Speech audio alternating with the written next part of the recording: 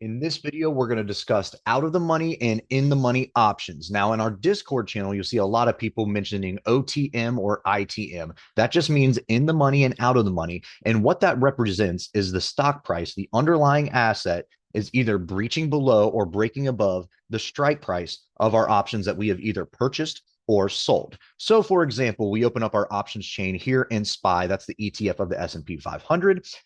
In our February 10th expiration cycle right here, you can see that the stock is currently trading at 687 cents. So therefore, anything that is going to be below that number, the strike prices are going to be considered in the money. Now, anything above that number, so 601 to infinity here, is going to be considered out of the money on our call side. Same with our puts. 601 to infinity is going to be considered in the money because you want the stock price to go down.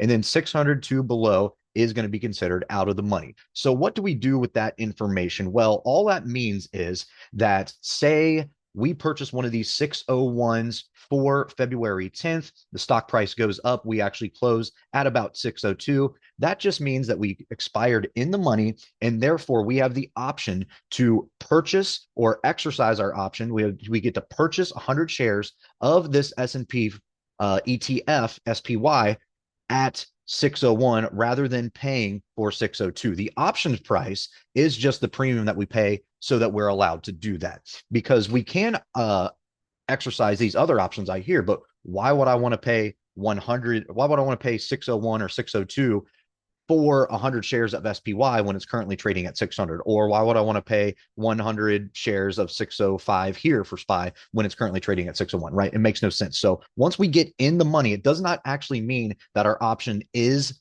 making money. So a lot of times people purchase 602s and then the stock finally moves last second on them and they go, I'm in the money. Why am I not making money? Well, because you have to consider your theta, the gamma, the IV contraction, all your volume and stuff in there. That's why you're not making any money. But if you expire in the money, that just means that you have the option to purchase 100 shares of that underlying asset at that strike price. So in our last video, on our options basics video, we compared these options and their options pricing to coupons.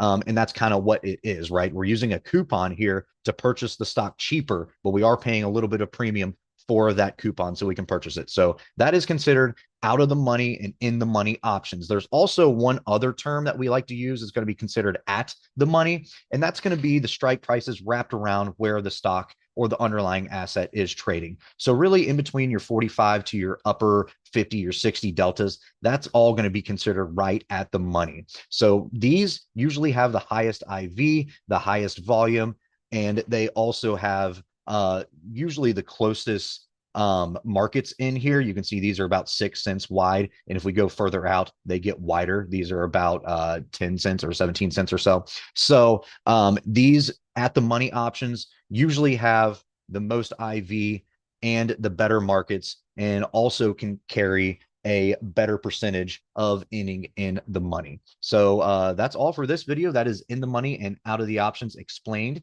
If you guys like this video, we also have other social media, to make sure to check us out on all of that. We also have a Discord service if you are interested, and you can find all of our socials in the description below.